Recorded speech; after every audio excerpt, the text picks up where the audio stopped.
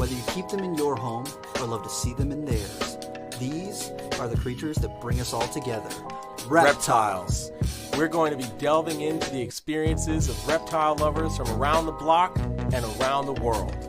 This is the Reptile Talk Podcast.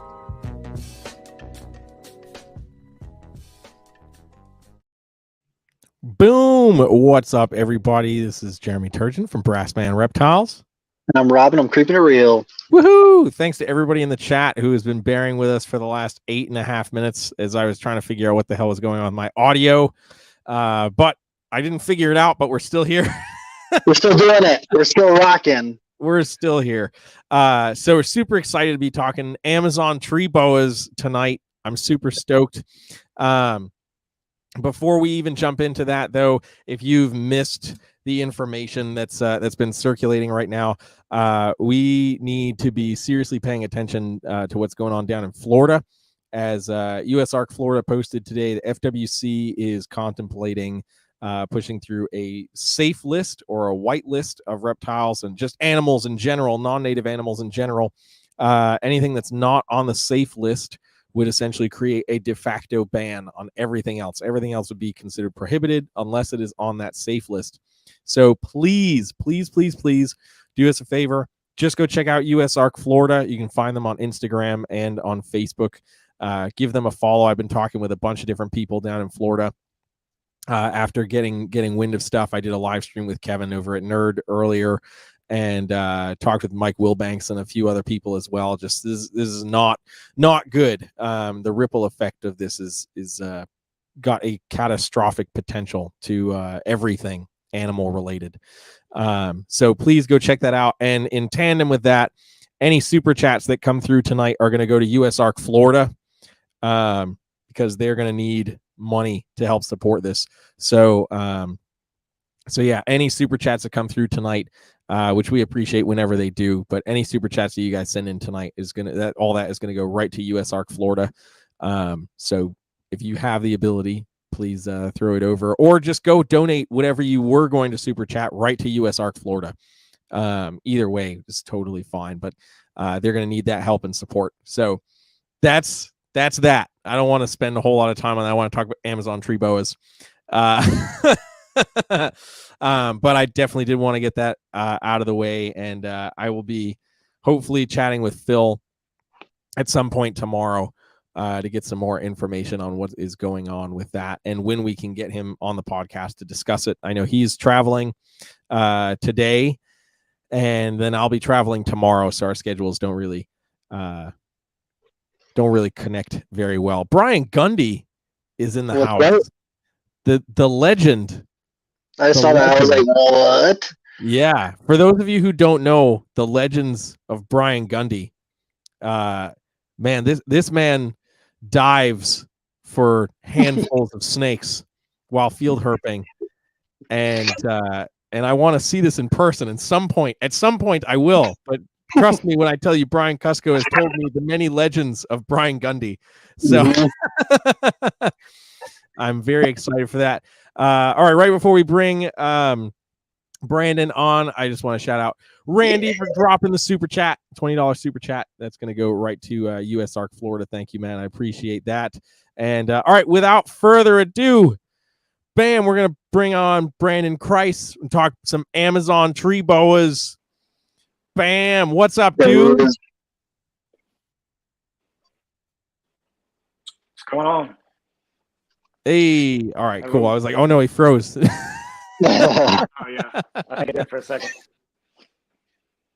Yeah, heck yeah. What's going on, fellas? Heck yeah. Not much, man. Not much. Along, trying to get as much herping in as possible right now. Yeah, that's the real reason why we were late, guys. for it. Rob was catching toads. I did see some toads, and I did find an eastern box turtle and a ringneck snake and a worm snake. So hey. Heck yeah. All right, before we dive into our topic for the night, just shout out to Intrepid Exotics. Definitely need to get some official stuff on the USARK page about the deal in Florida. Yes, absolutely. Phil was there, right? Phil was at the meeting. I don't know if Phil was at this meeting, but there was a meeting last week that I know he was there at. Okay. So yeah, he's there. He's always got boots on the ground wherever he needs to be. So absolutely. Thank you guys to everybody that's here in the chat. You guys know the deal. Share the video if you feel so inclined to do so. And again, all the super chats tonight are going to go right to USARK Florida to help them with everything that they've got going on down there. Okay, tree boa time. Here we go. Let's get into it. Heck yeah. So Brandon, for those people who don't know you, what got you into the reptile scene? What got you into Amazon tree boas and all this stuff? Pretty much the typical story, man. I was born an animal lover, all types of animals, you know. I got into reptiles probably about when I was 15 or 16, about 20 years ago. I got my first green iguana baby, $20 at the local pet store. You can probably imagine how that went. Yeah. We'll just say Pedro never made it to adulthood, so there was that. Oof. Yeah. Got my first snake a little later on after that. I started with your standard BCI boa, kept that for a while. I started out slow the first couple of years, you know, just had a couple pets. And then one day I was looking at snakes with a buddy of mine and saw an Amazon tree boa on the internet. And I was like, what the hell is that? Because that thing's badass. And I didn't even know what it was. My buddy at the time, he knew more about reptiles than me. He told me what it was. And it was basically love at first sight, man. So I started getting into them. I found somebody online in the early 2000s that had a couple babies. It was a garden and a patterned yellow. They were tiny, dude, like real tiny. I got them. One died shortly after I got it. Pretty sure they came from a gravid, you know, wild caught female. Kept those for a while. About that is when I started going into the typical newbie Noah's Ark syndrome. Started taking everything I could get. Didn't matter. But the Amazons were still like my first love outside of your typical ball pythons and things you'd see at, you know, the pet store around the corner. Then I saw people do all this breeding and stuff. So fast forward a little bit, I found out about reptile shows. Back then, they basically had just sacks of imported tree boas, you know, $40. I would just go buy, no rhyme or reason, I would just buy the biggest females, gardens, just gnarly, nasty, you know, pissed off. The vendors at these shows probably hated me because nothing was sexed. So I told them I wanted females. They had to sit there and probe everything, just get it bit, musked on, just so I can get a $40 Amazon, you know? Yeah. It had to be female. So I'd gather a bunch of garden, you know, I'd just gather a bunch of big, cheap garden females, and then I'd get a colored male and just throw them to a couple of them. So that's how I got started. I've progressed over the years. You know, I've tried a bunch of different species, but the love for Amazon has always been there. So that's pretty much it, man. And for the people who don't know, Amazon musk is the most pungent, disgusting stuff. It is so bad. Oh, man. Yeah. Yeah. Actually, last time Jeremy was over here, I had him help me double check the litter that I got right now. And it smelled pretty good. Yeah. It always does. Yeah. Oh, yeah. 100%. 100%. I'm going to give out a shout out to Timothy for the super chat. Appreciate it, man. And Bionic Benny is in the house. What's up, man? What's up, guys? Here to support USARK. Need to strengthen the hobby one step at a time, literally, at least for me. Glad we got guys like you happy I made it live. Heck yeah, man. We're happy that you're here. Definitely appreciate the super chat. Definitely going to go to a great cause tonight for sure. Thank you again, everybody that's in the chat hanging out with us while we talk about stinky tree snakes. The stinkiest. The stinkiest, man. Absolutely. So Brandon, is there I know what you have in your collection right now only because I've seen it, but is there along your path, was there a color phase of Amazon that like always caught your eye where you're like, anytime I saw one, I had to get it? Honestly, man, back in the day, like a patternless yellow was the most classic Amazon to me. It still is, really. Red seems to be the most popular and sought after these days, of course. And of course, I have some of that. But I've really just focused in on having a small group nowadays. That's what I like to keep. I don't like to be overwhelmed. So I just pretty much dialed in. I've got like 3.5 adults right now. Mm-hmm. It's not that much compared to some people. That's just the way I like to keep it, man. But Heck yeah. Reds and yellows, man. And calico stuff is cool too. Yeah. I think that when you have a smaller group like that, when it's like under 10 to 15 animals, you're able to like really dial in your seasons with each of those ones that you intend on breeding. I think that it gives you a little bit more of a touch. Once you get over 15 females, it's like sometimes it's tough, especially because from the times that I've bred Amazon, sometimes they fake you out where you're like, oh yeah, she's gonna go, and then they don't do anything, and like, I don't know if she's gonna go, maybe, I don't know. Yeah. Yeah.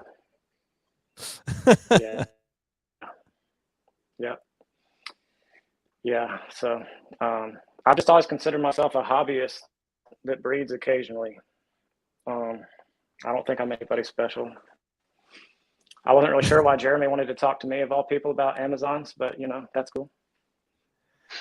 Dude, well, it's because I feel like if I don't give you as much time in the spotlight as possible, then you're just going to end up holding Carnage hostage.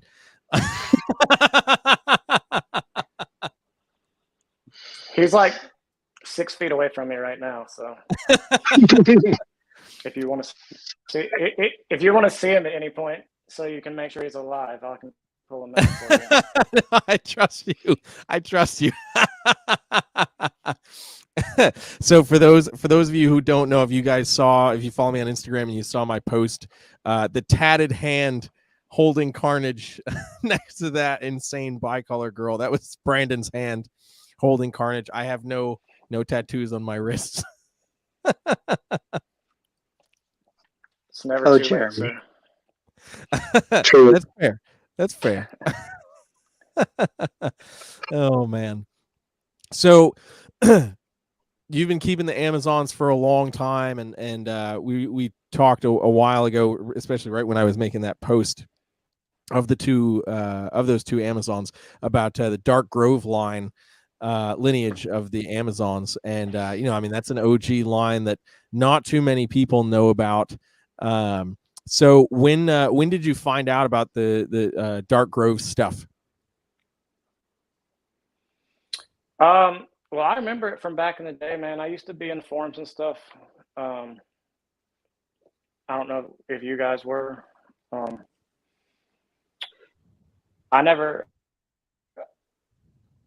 I got these two as adults already. I just happened to come across the one I call Trix, the bicolor red and orange. I came across her for sale a while back. The original owner, he bought two siblings and raised them up for 5 years before he sold them. So I ended up buying Trix, and he kept the other one and said he wasn't going to sell her. But I told him if he ever decided to sell her, to let me know first, since I had the sister. So that eventually ended up happening. And so I ended up with two Dark Grove sisters, and those are really just my main focus right now as far as producing. And I've put both of them to my red male atomic And Trix has made some nice babies. Punch, her sister, has been paired this season, and it looks like she actually took. So it'll be cool to have offspring from two sisters bred to the same male. Heck yeah! Really see where those cards lie. Yeah. As once those are born. Yeah. Were you talking about the forums like Amazon Alliance?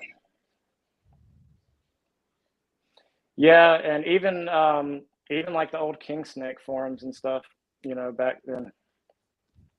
Yeah, I was on Amazon Alliance, but I hated the king snake forum layout. I could not follow that shit. Oh, with the all the way down. Yeah, and it staggers out, Yeah, so you can't just read what's going on. I hated that. I couldn't stand it. So I never did Yeah. It started getting pretty crazy. Yeah, especially because when you'd get in like 100 comment thread and it's all like staggered out, and then it was just bad. I couldn't do it, man. I was invested in learning. Yeah.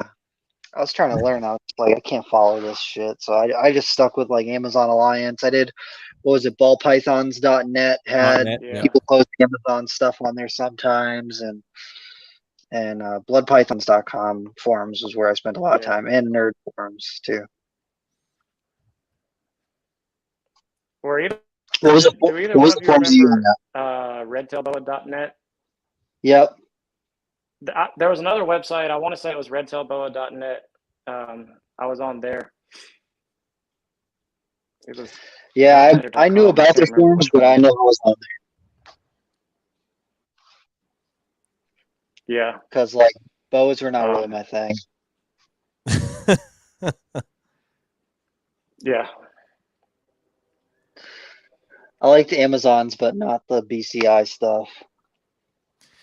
Poor BCI. Us, the Amazon people are like, nah, those ground dwelling, somewhat tree loving boas, they're not it. It's so weird. They call them Amazon tree boas, but they spend most of their time on the ground. Right. Yeah. Surprises people sometimes. Oh, absolutely, man. Whenever I post something for like an Instagram story or whatever, and I've got to like lift up a piece of cork bark, it's inevitable I'll get maybe 2 or 3 messages of people who are like, "Is it like sick? Like, why is the tree boa like on the ground?" I'm like, "No, it's just what they do." He's tired. Yeah, exactly. This is where he sleeps. Oh shit. Did you keep anything else right now? Just it's mostly Amazons. I've got a small handful of geckos. I got a male pastel ball python, not to brag or anything. Hey. And, I got I got one chondro left from when I tried doing that for a little while. Heck yeah. Not for me. Chondros and don't milk. I dove into it for a couple of years, man, and they're cool, but it just wasn't for me. They kind of bore me a little bit, if I'm being honest. But they're cool. Yeah. Oh, a tree snake that just stays in the tree. Freaking lame. Yeah. I think it's funny the divide, because like people who are like tree boas, they're always like, "Oh, I like green tree pythons, but I can't stand emerald tree boas," or they're like, "I like emerald tree boas, but man, I don't like green tree python." And it's like, yeah, I like it's fun. Like, hey man, can't we just get along? Tree snakes, that's all. Yeah.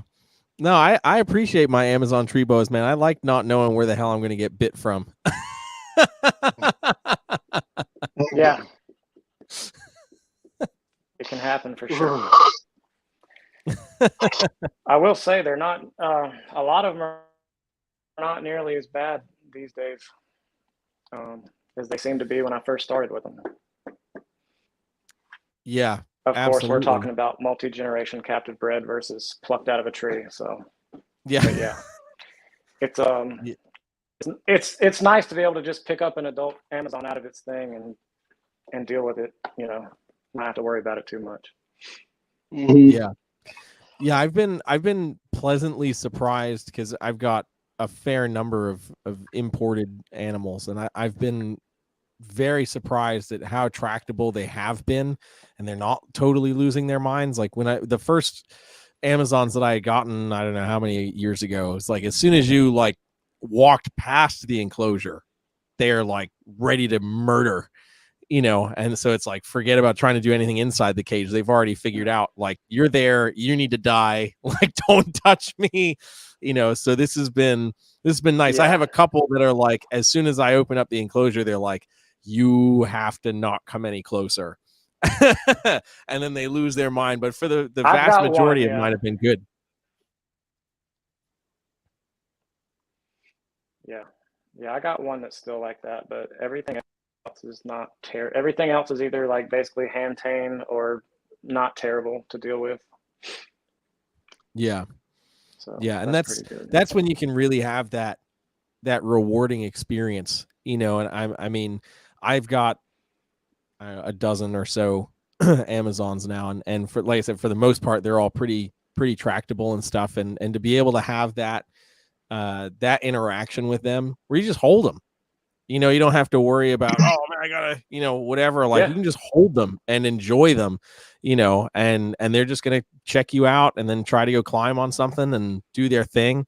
That's that makes it that much cooler, you know, when you can really admire them outside of the enclosure. Yeah, it's nice. Yeah, one of the things I don't like though is people are like, "Oh, what's the friendliest Amazon you have?" I'm like, "Please don't. You're just gonna harass the thing. You're just gonna stress it. You just leave it alone, please." Yeah, because Like I mean, they still can be ball reactive, even if they're Mhm. yeah. It's like, if you want to make you gonna sit on your shoulders, get a ball python, please. Not exactly the same. Yeah. I mean, even my friendliest Amazons, I'm not putting them near my face. Yeah. You know. Why not, man? Just in case. Just in case. Yeah. No, totally fair. I mean, for anybody who's never experienced an Amazon bite or a bite from any Corallus species, or for the most part arboreal anything really, it's not an enjoyable experience. But when you look at the teeth on any of the Corallus, you're just kind of like, I don't want that. No. Yeah. So what's your goals with the Amazons? What's your vision with them?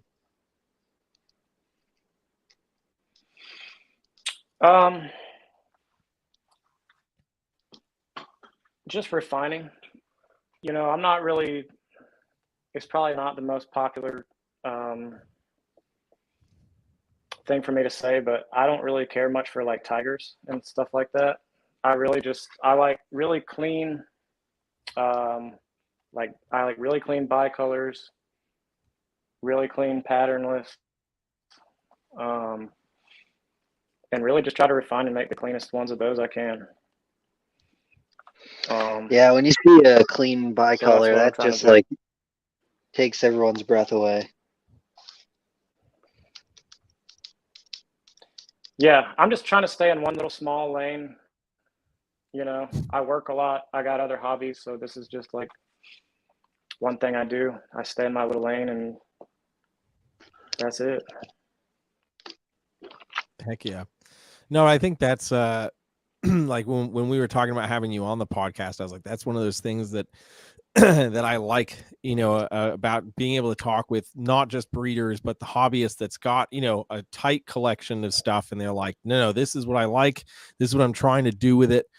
this is the direction I want to take it because this is what I like. You're not concerned about, oh God, I got to be able to pay the bills off this litter of Amazons,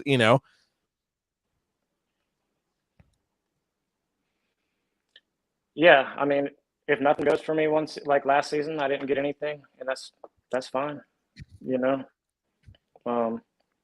I think I've done 3 or 4 pairings this season, which is on the heavier side for me, but that doesn't mean they're all going to take. So we'll see. Right. I'm pretty confident in punch right now, and heck yeah, the tricks pairing is looking pretty good as well. Yeah, man. Hell yeah. 2 things to look forward to. Heck yeah, absolutely. Really quick shout out to Christina Hill for the $10. USARK Florida. We have to stand together. Whatever happens in Florida sets a precedent for the nation. Yes, and yes, absolutely. And anybody who thinks that that's an incorrect statement has not been paying attention to all the Tegu insanity that has been slowly creeping its way up the southeast. And I think we should also be paying attention to Georgia for that as well, because I was just down there for a couple days, and literally all over the news, they're talking about the invasive lizard, the tegu. So it's probably only a matter of time before we see something happening in Georgia around tegus. So yeah, we need to make sure that we're involved however we can be. Otherwise, we're only going to be keeping corn snakes out here. Dude, I was just talking to Kristen about this earlier. I was like, this theoretically, with this proposal right here, this Daytona could be the last Daytona. Yes. Yeah, it's true, because we're talking about if it's on that ban list or the not safe list, that's it. And I was just talking with Nick Bettini before jumping on here, and we were like, man, it's really easy to amend a piece of already in place law than it is to pass a law. So anything that they might decide later on that's not safe, they can just throw right on there, and FWC doesn't need to go through a due process for that. They have the ability to just slap it on, and then the next day you're a felon. I think the big thing is that they are harping on anything that could become invasive in Florida. And it's like, theoretically, they could make a case that almost any reptile could be invasive in Florida. Yes. Yep. And I mean, but dude, think about feral cats, feral pigs, all that stuff that does immediate damage to the ecosystem on a far greater level. Think about like an invasive feral cat probably does 5 times more damage a day than a tegu. Mm-hmm. But they're cute and cuddly, so. Yeah, we can't go tell people to start, drop kicking cats. Yeah, it's sad. Yeah, exactly. Exactly. Sheesh. Okay. No more Debbie Downerness. Oh man. So Brandon, with tricks, you were saying that you've gotten like calico-ish kind of stuff out of her before. That was one of the reasons we were talking about utilizing carnage and stuff. So what in your eyes would be like the craziest thing to see pop out of that litter? A Carnage Junior. That would be pretty sweet. Hell yeah. Well, here I've got a rack right here. Here's one that I've been keeping my eye on from her last litter with Atomic. It's really been developing nice. Is that number 5? Hold on. It's number 5. Hold on a second here. You know how this goes. All right. Yep. So yeah, look at that. This one's been developing pretty nice. They pretty much all started out, mostly looking solid red, and I've gotten quite a bit of different development coming in now. They're right around 1.5 years. I've held back the whole litter so far. For one, to see how they develop, and for 2, I'm not sure how much breeding atomic has left in him, so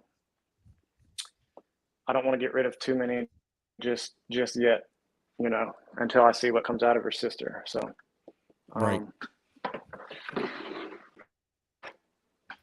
Then I've got, you know, we had some that are like mini versions of Tricks with the red and orange bicolor, real clean, and just some different versions of red that are still changing. And, yeah, man, I need to get a red garden. Hell yeah. The yellow and orange bicolors are just like something about those that just like really tickles my brain in the right spot. That's another classic look in my opinion. Just that clean yellow orange bicolor. I'm working on a pairing with that too right now, so we'll see if that takes. Oh yeah. Heck yeah. So Randy's been in the chat. He said that he's your cheerleader. Brandon, but he says, "Where's number 9? Because you're holding Randy's out." the man. Number 9. Number 9 is has been red. It's had the most speckles this whole time out of any of them. It's just been starting to show some of the patterning coming in. Let's see. Damn, look at that. Damn. Thing. Red. That thing is so red. It's so saturated. Damn. And it's just chilling on your hand. It's like, whatever. That's awesome. Yeah. You know, they're yeah, getting back to that, you know, I think they've had a bad rap for a long time, and I guess for good reason, honestly, but these days, man, they're really not too bad, and I think more people should start getting into them. And well, people have been getting into them lately, it seems like. But yeah, man, they're cool. Extremely variable. Heck yeah, the amount of variation that you can have in one litter is like one of the things that really draws me. It kind of reminds me of Borneos, where it's like you can breed these two kind of similar looking things, and you can still get a few animals out of that litter that are completely different looking than the parents. And I love that shit. Yeah, that's cool, man. Like, that's a species I don't know much about, but it's cool when you guys post up about them. Hell yeah. I have to catch up. I've just been staring at my Borneos recently, and then like Rob every day has been like posting pictures of raise up Borneos, and I'm like, I need to go take mine out in the sun and get some good pictures. Like, Rob can't be hogging all the Borneo sunlight.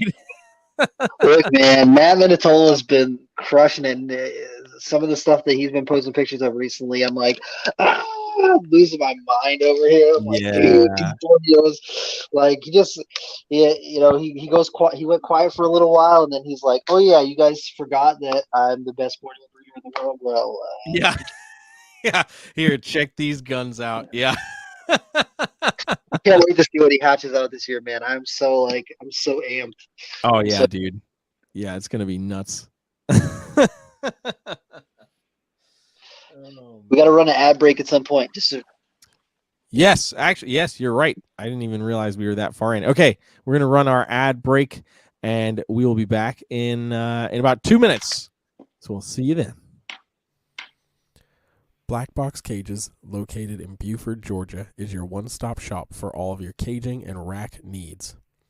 Owners Jen and Clint are at the helm of this fantastic company. With one of the shortest lead times in cage and rack manufacturing, Black Box can satisfy anyone's needs, from baby racks to V70s, arboreal and terrestrial caging to deep-fronted bioactive enclosures. You can find everything you need right here. New enclosure sizes and products are added frequently to their availability, so be sure to check back often. Black Box Cages have tons of customizing options for lighting and heating. Along with that, cages and racks can be stacked with metal stacking dowels, and all cage joints are dadoed for improved durability and stability. Most cage units are flat packed, but are pre-assembled prior to shipping to ensure a solid build every time. The Micro, XC18, XT3, BioG, and 3-stack V70 ship assembled, and all other racks are shipped freight and assembled. The XR16 and XR20 model racks allow keepers to mix and match tubs. Fitting both Vision and Freedom Breeder tubs, you can mix the V15, V18, and V35S tubs, or the FB5, FB8, and FB35CV-SC tubs.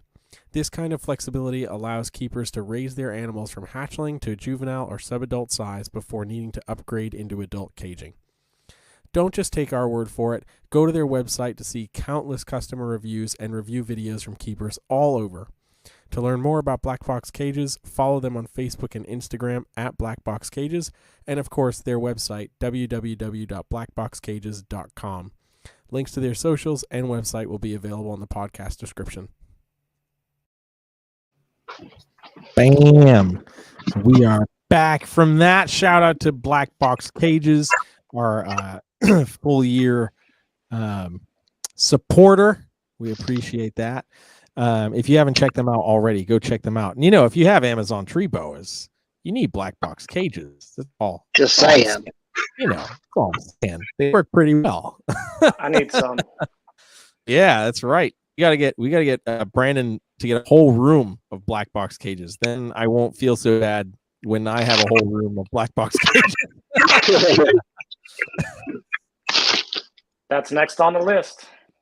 Heck yeah, man. Heck yeah. Which one are you holding now? Is that number 9? Or are we just teasing Randy? This is number 1. Okay, all right. He's just trying to go somewhere else other than here right now. Oh man. Heck yeah. Heck yeah. So what's been the craziest looking neonate that you've ever produced?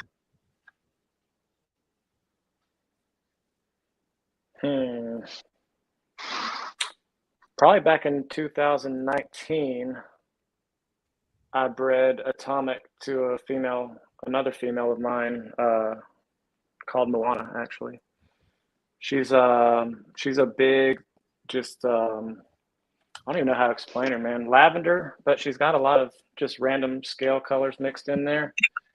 Mm-hmm. You don't have a way for me to send you pictures on here, do you? Maybe, but I don't know how to do it. So okay. I saved this picture because I almost forget about the snake. It ended up passing away after a while, but let me see if I can show it to you like this. I don't know if you remember this one.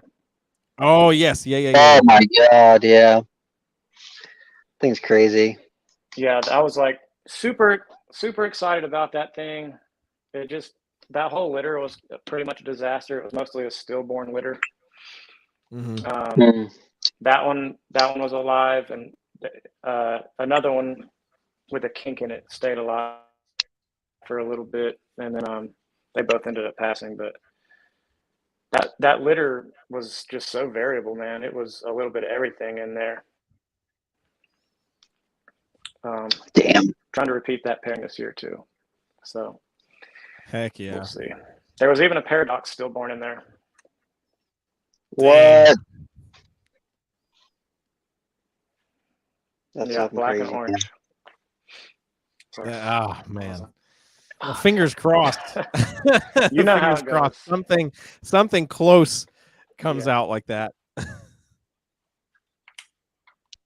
Yeah, we'll see. Did you ever see the paradox ones over in Europe? I think it was Vanja Paris had them. They were like just these crazy paradox. Yeah, there are some gnarly ones. Yeah, they're crazy. Yeah, it'd be cool to have one. Absolutely. Shout out to Amy B. Agree with Christina. United we stand. That's right, for sure. Absolutely. Again, anybody who might have just tuned in, all of tonight's super chats are going right to USARK Florida as they're dealing with their own insanity. Speaking of insanity, just because he's here and he has to give everybody shit, Limey asked if you can keep this litter alive. There he is. I'm surprised it took this long. Yeah, no, he's been here. I just haven't highlighted him yet. Fair enough. I can't see any of it. Oh yeah.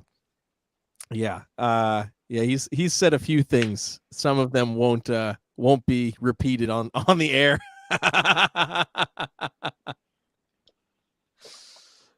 That's all right. I know where he lives. This is true. He got me pretty good at the end of last week's live stream. I was not expecting it either. What will we do without him, man? That's true. That's true. Life up north got kind of boring without Limey. I will say that the show's lost a little bit of luster, or maybe they gained a little bit of luster. Pizzazz. That's what it was. Pizzazz. The foreign pizzazz.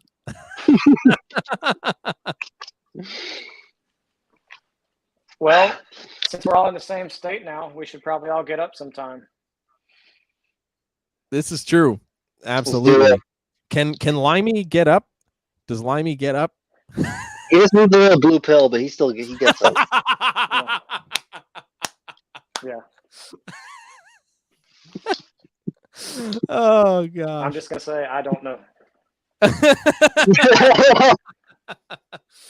Oh man, too good. We love you, Limey. Yeah, we got to get together, do some herping or something. We actually do. Yeah, hell yeah. I got plenty of woods around my house. I get copperheads, box turtles, all that stuff around my yard. Look, man, I am frustrated about the copperhead situation down here, and it's driving me insane. Dude, give it a little time. We're just now in spring. That's what everyone keeps telling me, but like everyone's like, "Oh, copperheads are everywhere. You won't be able to. You step out your front door, and a copperhead's gonna stare you in the eyeballs." And I'm like, "Where are all these copperheads? I've been hiking in the woods every day for 3 hours for 6 months, and I have not found one copperhead." Yeah, they're making you put in your time to earn it. Yeah. I guess. I thought that they were just going to be like handing them out at Walmart because, like, the way that people talk about them down here, they're like, "Oh man, yeah, the copperheads are everywhere." I saw one in my garden. I saw one at Aldi. I saw one when I went to the swimming pool. They're everywhere. Well, you always find them when you're not looking for them. That's when I always find them. I know that's going to happen. I'm going to be at work. I work where I'm going outside all day servicing people's houses. So I know I'm just going to be servicing somebody's house and boom, it's going to be there. And I'm going to be like, well, I can't hang out and take pictures of this right now. So this sucks. I just want to highlight. Oh yeah. You'll see one. I just want to highlight Limey's comment because this is exactly what I told Rob. It's been winter. I know that, but I've been herping so much, and I've found other snakes. I've found so many other snakes. I found salamanders. I found box turtles. No copperheads. What is the deal with that? Dude, Rob has gotten spoiled because we came from the frozen tundra that is New England. Yep. To a place that has a very mild winter in comparison, and he was still able to find herps. So now he thinks if you find one herp, you have to be able to find them all. I have found snakes every month since December. Just okay, immediately. Yeah. Well, you're doing better than a lot of people right now so far. So. Yeah, the only reason that is because almost every day I go out and spending a couple hours. Today I spent 3 hours or 3.5 hours out there. Yesterday I think I spent 2 hours. Like every day I'm out there because it's so close to me. So like, why not? Why not spend a bunch of time out there? Last weekend was a 3-day weekend. It was cold. It was in the 60s, and I was still out there every day. So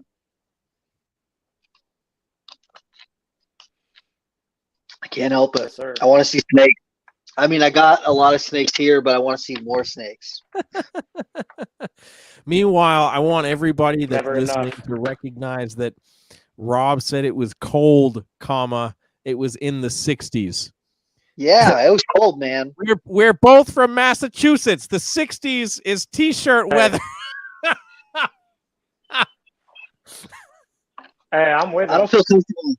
I don't feel comfortable in a t-shirt unless it's 80. Like today, it was 80 degrees, and I was like, I feel good right now. I don't feel like I need a sweatshirt.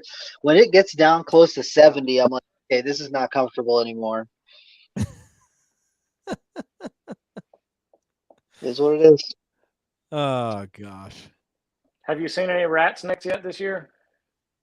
I found a dead one in the road yesterday. Crushed me. Absolute terrible. It was like, it kind of looked like it could have been alive, and I was working, so I was driving down this road in the middle of nowhere, so I pulled off to the side of the road, turned around, pulled up, and I look out the window, and I was like, oh, I had guts all spilled out of it, and I was like, man, that sucks. I pull over to the side of the road. Yeah. I had gloves on. I pick it up. It twitched for a second, but it died immediately. Like as soon as I picked it up, it was gone. I was so bummed, man. So bummed. I haven't seen any black rat snakes yet. Kristen found one black racer, but we found what? We found queen snakes. We found a black racer. We found garter snakes. We found lots of worm snakes, brown snakes, earth snakes. Yeah. I think that might be a snake. Yeah, all the common stuff. Yet again, just want to point out. Still good, man. Still good. It's winter.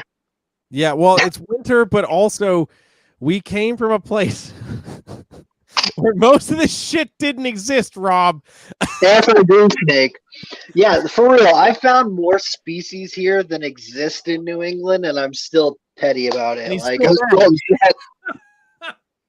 And it was in literally wintertime. Yeah, and it's been winter. Right, January through the end of March, and he's like, "Oh, I'm not finding enough snakes." I'm like, "Dude, we could still be in New Hampshire and looking at snow." So yeah, true.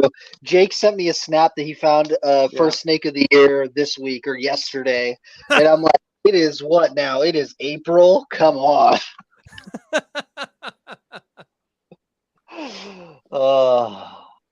Yeah, I guess that puts it into perspective, but still, I'm so glad I'm not in Arctic tundra land anymore. Yeah. Yeah, I couldn't do it. I hate the cold. I hate it so much. Limey strikes again. That's okay. That's okay. This is something I will wholeheartedly take the abuse for. I am whining right now. I am complaining, but I feel like I herp a lot, so I should be finding more. Fair enough. Brandon, what's the craziest thing you've found in your yard? Because I know you've got quite the property there. Man, spotted salamanders maybe.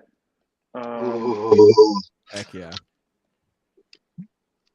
Spotted salamanders, copperheads, black rats, all the brown snakes and small stuff like that.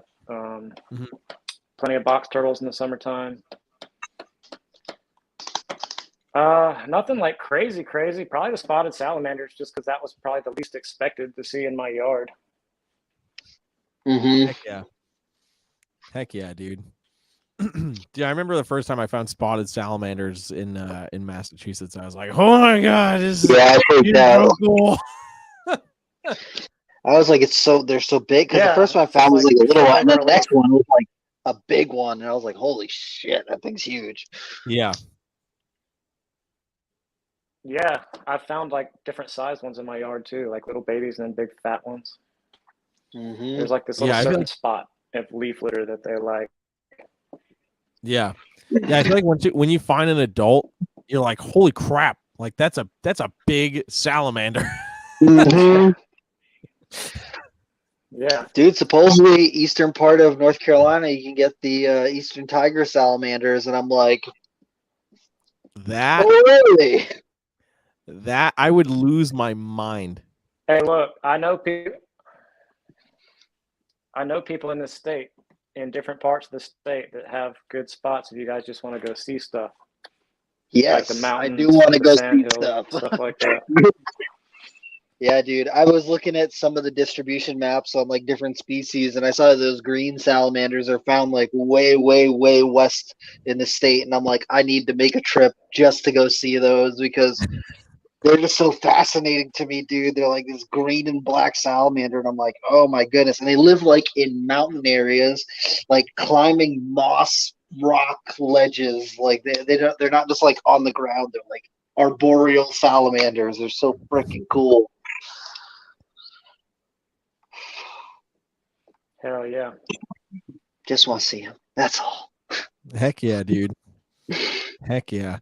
I feel like that's probably the coolest part about the state is there's quite a bit of diversity for herps, and it's widespread diversity. Like, so it's not like you're going to find everything in one location. Yeah. You know, like Massachusetts was like, you're going to find these, and you can pretty much find all of these everywhere. Except for a couple things. Oh yeah. I mean, yeah, one of the buddies I'm talking about, he actually lives in the mountains, to the west of me.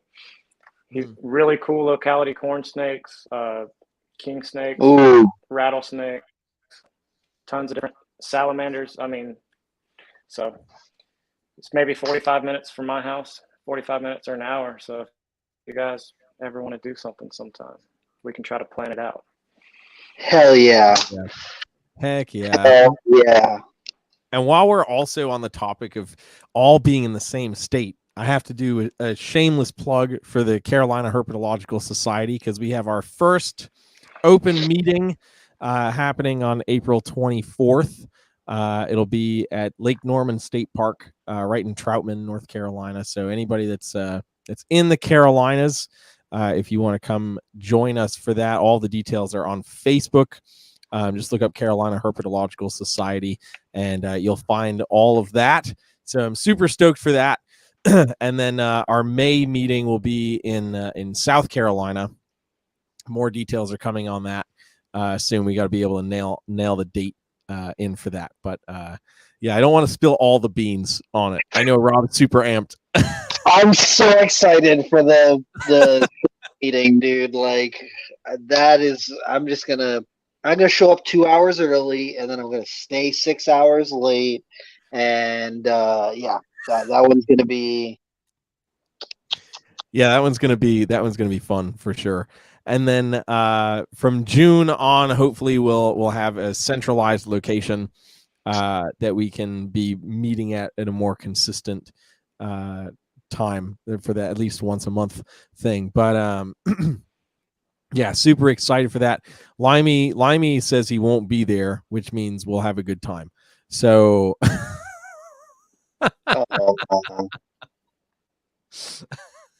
Damn it. It's okay. It's all right. That means when he finally does show up, it's going to be interesting. As I say, I gotta put my Speedo away because Limey's not gonna be there.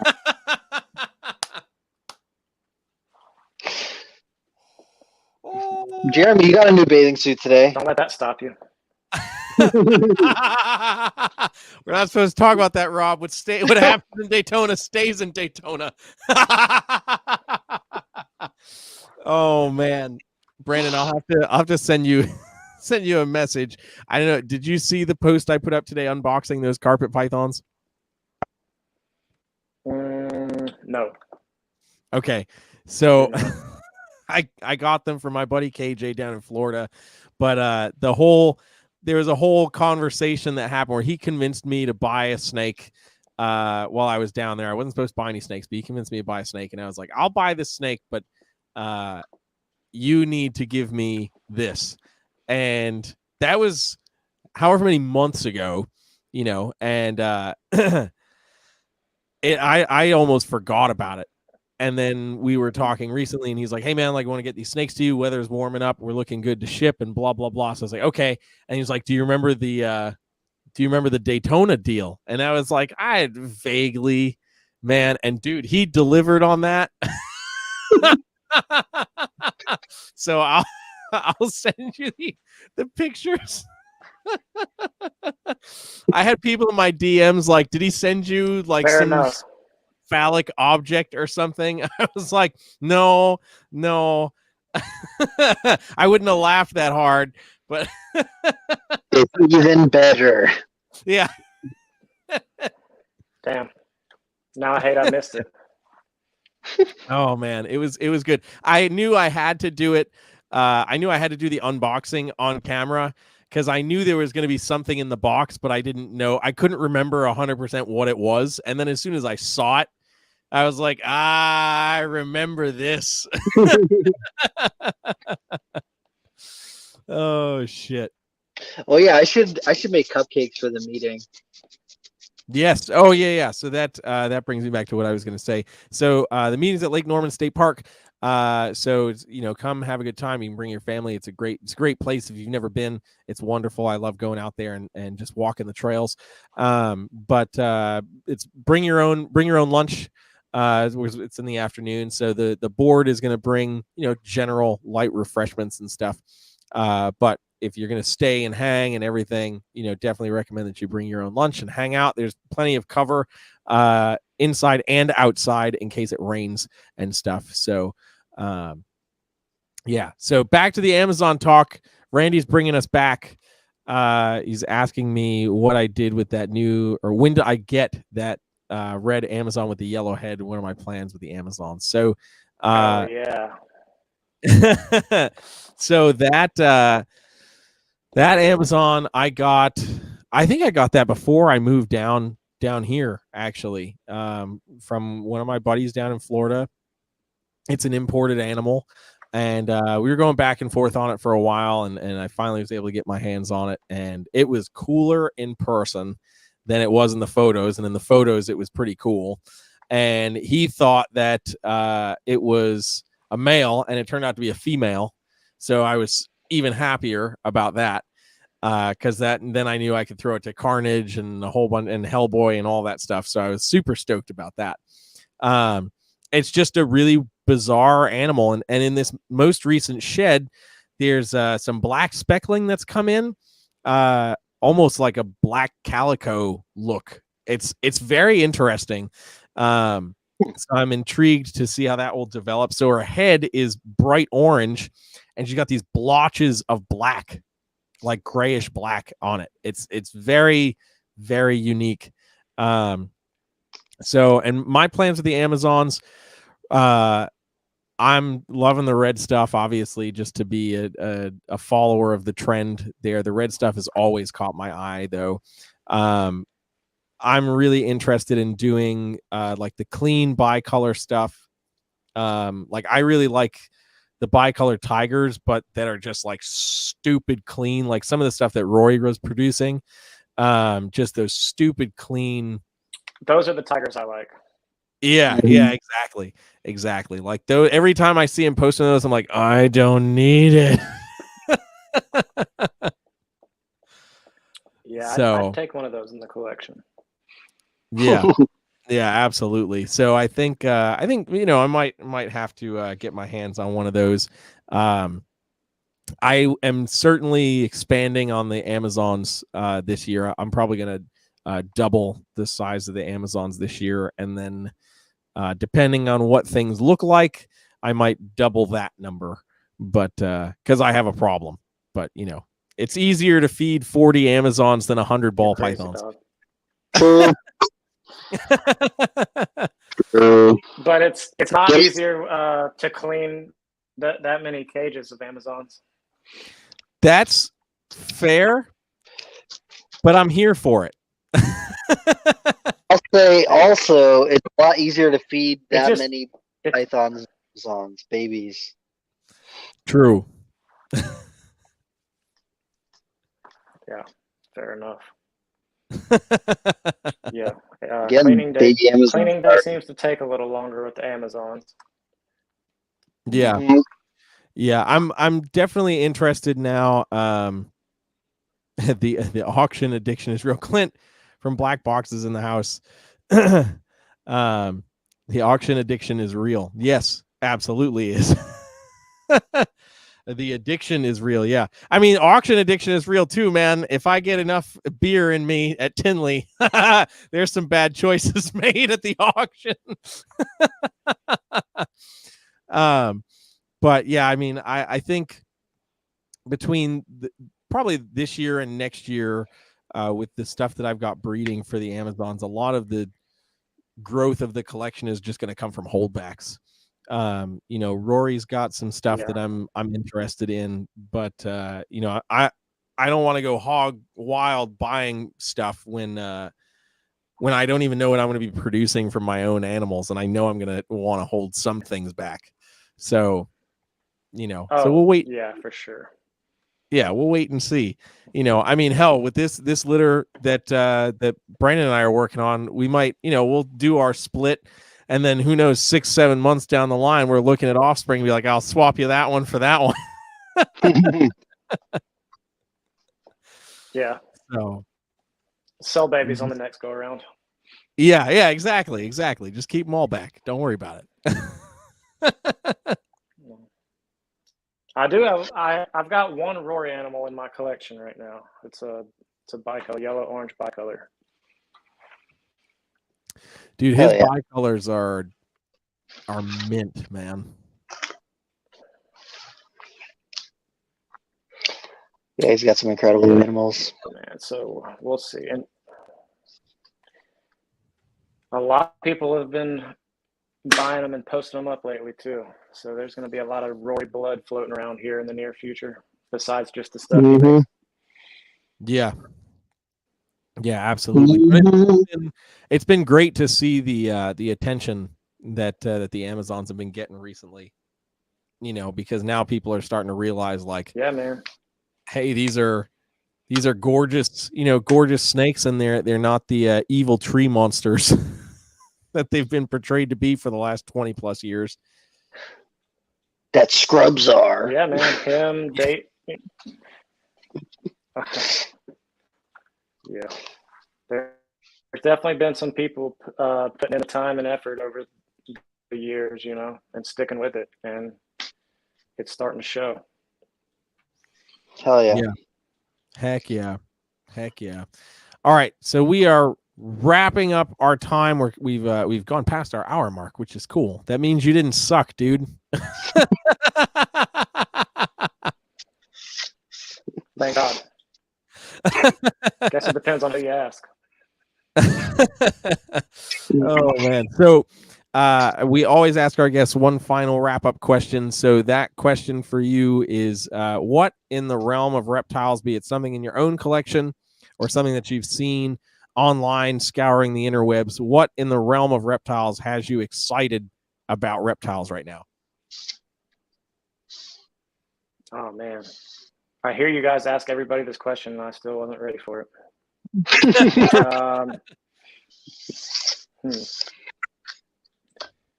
The realm of reptiles.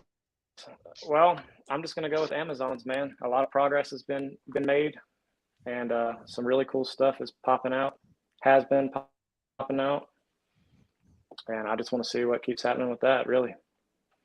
Hell yeah, dude. That's where it's at, man. All right, if people want to find out more about, more people start getting into them. Hell yeah. If people want to find out more about the work you're doing with Amazons, where should they look you up? I'm on Facebook, Brandon Kreis.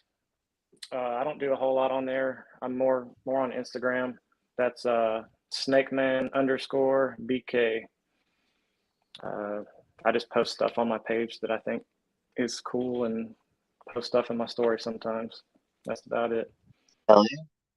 Oh, wait. What did you do to Mike today, Brandon? What didn't I do to Mike today?